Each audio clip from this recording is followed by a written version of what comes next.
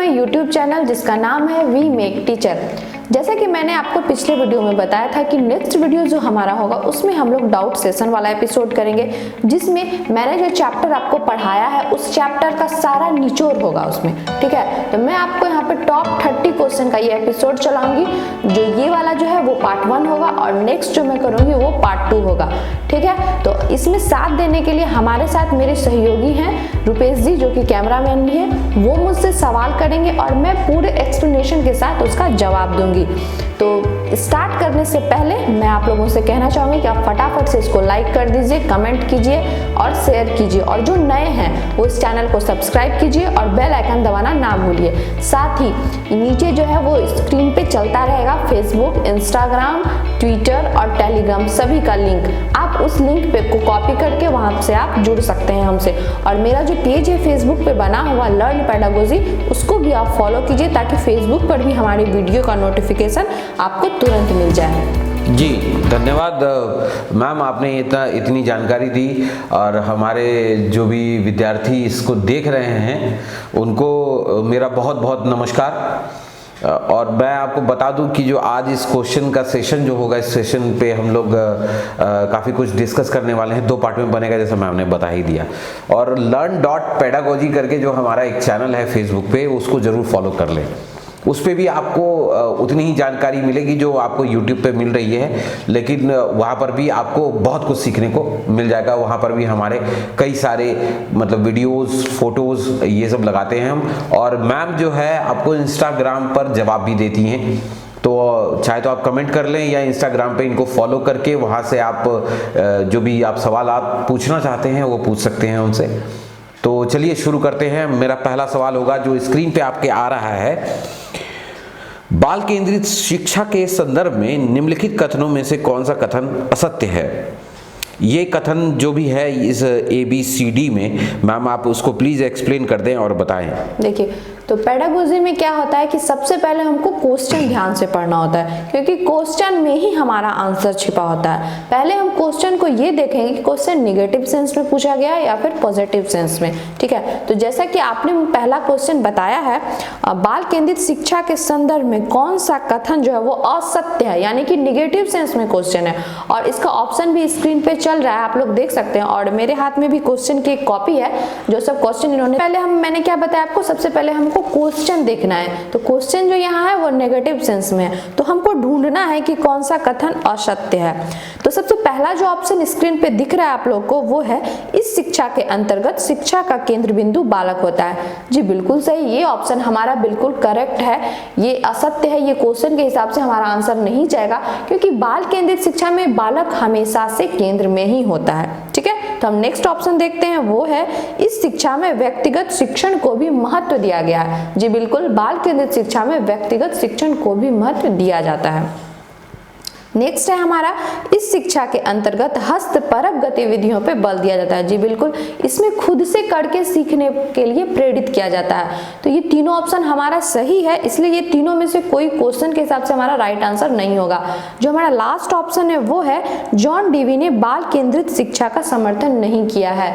तो John Dewey ने ही बाल केंद्रित शिक्षा का समर्थन किया है। ठीक है, तो इस क्वेश्चन के हिसाब से हमारा जो राइट आंसर जाएगा वो होगा ऑप्शन नंबर डी।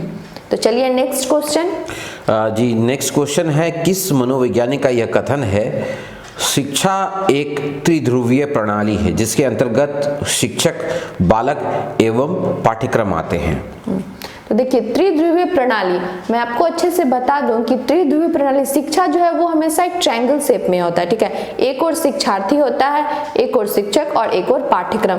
ये तीनों जो है वो तीनों ट्रायंगल के छोर पे होता है, इसलिए इसको त्रिध्रुवीय प्रणाली भी कहा गया है। ठीक है, तो आपका क्वेश्चन है कि ये किस मनोवैज्ञानिक का कथन है? तो ये जो है जॉन डीवी का कथन है। वैसे आपको ऑप्शन दिख रहा होगा स्क्रीन पे, तो इसका जो राइट आंसर जाएगा वो होगा option number C, John Dewey. चलिए नेक्स्ट क्वेश्चन। निम्नलिखित में से कौन सा सिद्धांत बाल केंद्रित शिक्षा का सिद्धांत है? प्रेरणा का सिद्धांत, चयन का सिद्धांत, लोकतांत्रिक सिद्धांत या ये सभी? जी, तो बाल केंद्रित शिक्षा का सिद्धांत जो है वो प्रेरणा का सिद्धांत, चयन का सिद्धांत और लोकतांत्रिक सिद्धांत, ये तीनों जो है वो बाल केंद्रित शिक्षा के अंतर्गत सिद्धांत दिए गए हैं। इसका राइट आंसर हमारा होगा ऑप्शन नंबर डी, ये सभी। और आप लोग जो भी ये वीडियो देख रहे हैं, आप लोग को कैसा लग रहा है ये हमें कमेंट्स करके बताते रहिए, ताकि हम आपके कमेंट्स पढ़ें और उस पर अमल करें और अच्छे से और बेहतर तरीके से मैं आपको एक्सप्लेनेशन दे सकूं। साथ ही आप लोग लाइक भी कीजिए और अपने दोस्तों के बीच में शेयर भी करते जाइए। चलिए नेक्स्ट क्वेश्चन है, प्रगतिशील शिक्षा के विषय में निम्नलिखित कथनों में से कौन सा कथन सत्य नहीं है? सत्य नहीं है जी बिल्कुल। ये भी जो क्वेश्चन है, जैसा कि मैं आपको बता रही हूँ कि पहले हमको क्वेश्चन को देखना है, तो ये भी हमारा नेगेटिव सेंस का क्वेश्चन है कि सत्य नहीं है, यानी कि कौन सा कथन असत्य है। तो एग्जाम में आप कंफ्यूज मत होइएगा, क्योंकि कहीं क्वेश्चन आपको रहेगा असत्य है, कहीं क्वेश्चन रहेगा सत्य नहीं है। तो आप सत्य नहीं को सत्य है मत पढ़ दीजिएगा, ठीक है। तो ये कंफ्यूजन जो है आपको दूर करना पड़ेगा। इसके लिए आप क्या कीजिएगा, क्वेश्चन को बार बार रीड कीजिएगा, ठीक है। तो अब मैं इसका सही आंसर बता रही हूँ। क्वेश्चन आपने पूछा है कि प्रगतिशील शिक्षा के विषय में कौन सा कथन सत्य नहीं है, तो इसका जो राइट आंसर होगा वो होगा ऑप्शन नंबर सी। इस शिक्षा के अंतर्गत व्यक्तिगत विभिन्नताओं को ध्यान में नहीं रखा जाता है। तो प्रगतिशील शिक्षा में व्यक्तिगत विभिन्नताओं को ध्यान में रखा जाता है, और यहाँ कह रहा है कि नहीं रखा जाता। तो ये जो है ऑप्शन नंबर सी जो है वो हमारा इसका आंसर होगा। चलिए अब नेक्स्ट क्वेश्चन की ओर बढ़ते हैं। मॉन्टेसरी शिक्षा प्रणाली नर्सरी शिक्षा की आधारशिला रखी गई, तो इन्होंने किन्होंने रखी है, इसके बारे में बता दीजिए मैम। देखिए इससे पहले मैंने आपको टिप दिया हुआ था कि पेडागोजी का जो क्वेश्चन होता है उसका आंसर क्वेश्चन में ही छिपा रहता है। तो जैसा कि आपने मॉन्टेसरी शिक्षा की बात कही है, तो ये मारिया मॉन्टेसरी, इन्होंने जो है अपना सरनेम पे ही मॉन्टेसरी शिक्षा पद्धति की नींव रखी थी। तो इसका राइट आंसर क्या हो जाएगा, तो ऑप्शन में ढूंढिए। ऑप्शन नंबर ए जो आपको दिख रहा है वही होगा, मारिया मॉन्टेसरी। चलिए अब अगले क्वेश्चन की ओर बढ़ते हैं। अब जो आज के डेट में ये चलता भी है, मध्याह्न भोजन योजना, मिड डे मील स्कीम, शुरुआत जो है भारत के किस राज्य से शुरू हुई थी, इसके बारे में बता दें। बहुत ही इंपॉर्टेंट क्वेश्चन है और बहुत ही शॉर्ट क्वेश्चन है, ये प्रायः एग्जाम में पूछा ही जाता है। और पिछले वीडियो में मैंने आपको मिड डे मील स्कीम के बारे में बहुत ही अच्छे से बताया था, और जिन्होंने नहीं देखा है वो देख सकते हैं, डिस्क्रिप्शन में आपको लिंक मिल जाएगा पिछली वीडियो का। तो मध्याह्न भोजन की शुरुआत सबसे पहले तमिलनाडु से हुई थी। तो आपको जो स्क्रीन पे ऑप्शन दिख रहा है, तो इसका राइट आंसर जाएगा हमारा ऑप्शन नंबर बी, तमिलनाडु। चलिए अगला क्वेश्चन फिर से मध्याह्न भोजन पर ही है। मध्याह्न भोजन योजना यानी मिड डे मील स्कीम के संदर्भ में निम्नलिखित में से कौन सा कथन सत्य है? अच्छा, तो फिर हम यहाँ पे क्वेश्चन देख रहे हैं, ये पॉजिटिव सेंस में क्वेश्चन है कि कौन सा कथन सत्य है, ठीक है। तो हम इसका ऑप्शन पढ़ेंगे। ऑप्शन दिया हुआ है हमारा 1 सितंबर 2004 से देश के सभी प्राथमिक विद्यालयों में पके पकाए भोजन उपलब्ध कराने की योजना आरंभ कर दी गई। जी हाँ बिल्कुल, मिड डे मील स्कीम में जो है ये सारी बातें कही गई थी। और जो भी हमारा वीडियो देखे हुए हैं, जो हमारी पिछली वीडियो को देखे हुए हैं, उनका जो है ये आंसर फटाफट से दे देंगे। तो आप लोग चाहे तो कमेंट बॉक्स में हमें आंसर भी दे सकते हैं। इससे क्या होगा, इससे ये होगा कि आपका प्रीवियस नॉलेज कितना ऊपर गया है वो हमें पता चलेगा, और आपको खुद का भी जो है वो मेजरमेंट करने का अवसर मिल जाएगा, जो आप कितने पानी में हैं, ठीक है। और एक बात और मैं बता दूं कि मैं इस सब्जेक्ट से नहीं हूं, लेकिन वीडियो बनाते बनाते मैं भी सीख गया हूं कि जो पेडागोजी क्या होता है और पेडागोजी में क्या क्या शब्दों का इस्तेमाल किया जाता है, कैसे होता है। तो मुझे भी इसका आंसर पता था, और अमूमन लगभग सारे वीडियो में आप जो बनाते हैं, आप जो समझाते हैं जिस तरीके से, वो मुझे समझ में आ गया है। शायद मुझे भी अब बीएड और एमएड के लिए एनरोल कर लेना चाहिए। जी बिल्कुल। चलिए आगे बढ़ते हैं। दूसरा ऑप्शन है इसका, मध्याह्न भोजन वर्ष में कम से कम 200 दिन देश के सभी प्राथमिक विद्यालयों में उपलब्ध कराया जाएगा। जी ये भी बिल्कुल इसका सही ऑप्शन है, सही आंसर है। और इसका नेक्स्ट ऑप्शन है, पौष्टिकता को ध्यान में रखते हुए ये निर्धारित किया गया कि भोजन कम से कम 450 कैलोरी एवं 12 ग्राम प्रोटीन से युक्त हो। तो ये सारी बातें जो है वो मध्याह्न भोजन स्कीम में रखी गई थी। तो ये सभी के सभी कथन सही हो गए। हमारा राइट आंसर जाएगा ऑप्शन नंबर डी, उपरोक्त सभी। चलिए अब अगले क्वेश्चन की ओर बढ़ते हैं। प्राथमिक स्तर पर एक शिक्षक में निम्न में से किसे सबसे महत्वपूर्ण विशेषता मानना चाहिए? देखिए, प्राथमिक कक्षा के जो शिक्षक होते हैं उनको जो है बहुत ही सौम्य स्वभाव और बहुत ही पेशेंस वाले होने चाहिए, क्योंकि प्राथमिक कक्षा यानी कि 1 से 5, तो उस उम्र के जो बच्चे होते हैं बड़े ही नटखट होते हैं। अगर आप एक बार उसको दे रहे हैं इंस्ट्रक्शन, तो वो जरूरी नहीं है कि एक बार में आपका इंस्ट्रक्शन फॉलो कर ले, क्योंकि उस उम्र के बच्चे में ना ही डर होता है और ना ही वो झिझक होता है। अगर आप बोल भी दिए तो जैसे ही आप उसकी तरफ से ध्यान हटाइएगा वो फिर से वही काम करने लगेगा। इसलिए इसका जो प्राथमिक कक्षा को देखते हुए ऐसे शिक्षक में धैर्य और दृढ़ता का होना बहुत जरूरी है। तो क्वेश्चन के हिसाब से हमारा जो आंसर होगा वो ऑप्शन नंबर बी होगा, धैर्य और दृढ़ता की ओर बढ़ते हैं और अगला क्वेश्चन है, शिक्षा का उद्देश्य होना चाहिए विद्यार्थियों में व्यावसायिक कुशलता का विकास करना, विद्यार्थियों में सामाजिक जागरूकता का विकास करना, विद्यार्थियों को परीक्षा के लिए तैयार करना, व्यवहारिक जीवन के लिए विद्यार्थियों को तैयार करना। जी, तो इसका जो सही आंसर होगा, जो आपने ऑप्शन नंबर बी में बोला था, स्क्रीन पे भी दिख रहा है आप लोग को, कि विद्यार्थियों में सामाजिक जागरूकता का विकास करना शिक्षा का उद्देश्य होना चाहिए। चलिए, ये अब इसके बाद हम लोग अगले क्वेश्चन की ओर बढ़ रहे हैं। शिक्षा का अधिकार अधिनियम 2009 में एक अध्यापक को निम्न में से किस दायित्व को पूरा करना होगा? तो इसमें है ऑप्शन जो दिया हुआ है, विद्यालय में नियमित रूप से समय पर उपस्थित होना होगा, पाठ्यक्रम का संचालन कर पूरा करना होगा, संपूर्ण पाठ्यक्रम को निर्धारित समय पर पूरा करना होगा, या सभी होंगे? इसमें से सारे ऑप्शंस होंगे। इसके जो जितने भी ऑप्शन हैं वो सभी सही है, तो इसका आंसर जो होगा ऑप्शन नंबर डी होगा, ये सभी। ठीक है, क्योंकि शिक्षा का अधिकार अधिनियम पे भी मैंने वीडियो बनाया हुआ है। आपको अगर डिटेल में जाना है तो आप वो देख लीजिए, उसमें मैंने सारी बातों को बिंदुवार समझाया है। तो इसका जो राइट आंसर होगा ऑप्शन नंबर डी। देखिए, कुछ एक क्वेश्चन ऐसा है जिसमें मैं मतलब उतना एक्सप्लेनेशन नहीं कर रही हूँ, क्योंकि हमारा वीडियो बहुत लंबा बन जाता है और बहुत सारे स्टूडेंट है जो शॉर्ट में देखना पसंद करते हैं। तो जहाँ आपको और ज्यादा डिटेल जानना है उसके लिए आप हमारी पिछली वीडियो को देखें, जो लिंक है वो आपको डिस्क्रिप्शन बॉक्स में दिखेगा, आप वहां से उसको आराम से देख सकते हैं। ठीक है, तो मैं यही कोशिश करूंगी कि आप सिर्फ क्वेश्चन राइज कीजिए और बाकी ऑप्शन स्क्रीन पे दिखेगा ही, तो वहां से भी बच्चे कवर कर लेंगे, जिससे वीडियो उतना लंबा नहीं बनेगा।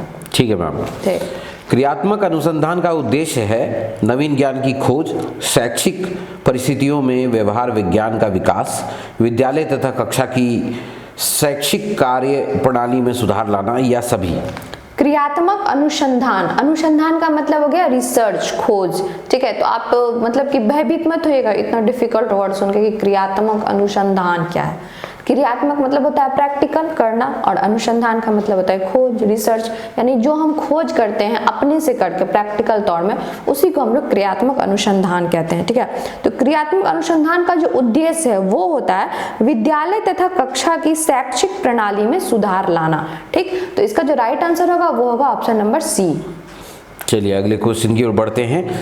ये क्वेश्चन आ रहा है आपके स्क्रीन पे। ये है, स्मिथ ने शिक्षण की त्रिध्रुवीय प्रक्रिया, माफ कीजिएगा फिर से मैं ये क्वेश्चन पढ़ रहा हूँ। स्मिथ ने शिक्षण की त्रिध्रुवीय प्रक्रिया में कार्यवाहक माना है अभिभावक। इसमें त्रिध्रुवीय जो है, इसमें कार्यवाहक शिक्षक को माना गया है। इसका राइट आंसर जो होगा ऑप्शन नंबर बी होगा। भारत के संविधान में किसके लिए निःशुल्क अनिवार्य शिक्षा है? भारत के संविधान में 14 वर्ष के तक के जितने भी बच्चे हैं सभी के लिए निःशुल्क अनिवार्य शिक्षा की योजना रखी गई है।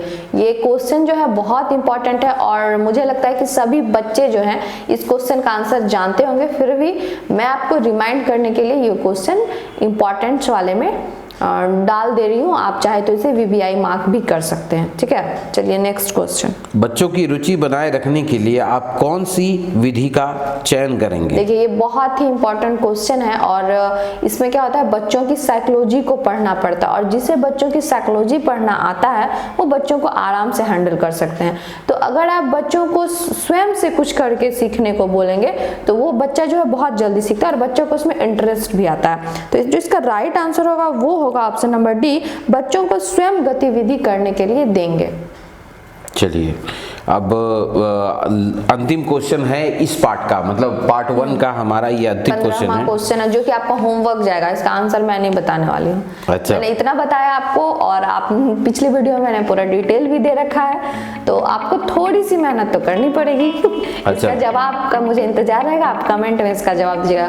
क्वेश्चन आप पढ़िए और ऑप्शन भी पढ़िए, आपको स्क्रीन पे भी दिखेगा। चलिए, शिक्षण से अधिगम पर बल देने वाला परिवर्तन हो सकता है ऑप्शन ए है परीक्षा परिणामों पर केंद्रित होकर, बाल केंद्रित शिक्षा पद्धति अपनाकर, रटने को प्रोत्साहित करके, अग्र शिक्षण की तकनीक अपनाकर। ये 4 ऑप्शन है। इस 4 ऑप्शन में से कोई एक ऑप्शन होगा या चारों होंगे, ये तो अब मैम अगले कक्षा में बताएंगी।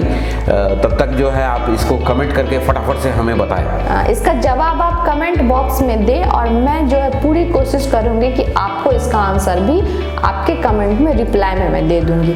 तो पहले आप इसका जवाब दीजिए और मैं रिप्लाई करके आपको दूंगी कि आपने सही जवाब दिया है या नहीं। ठीक है, तो चलिए आज का हमारा सेशन यही है। आगे क्वेश्चन देखने के लिए आप हमारा पार्ट 2 देखिएगा डाउट सेशन का, जिसमें 15 क्वेश्चन रहेंगे, यानी कि टोटल हमने टॉप 30 क्वेश्चन इस चैप्टर से निकाला है, जो आपको मैं 2 पार्ट में करके दे रहा हूँ ताकि वीडियो ज़्यादा लंबा ना हो।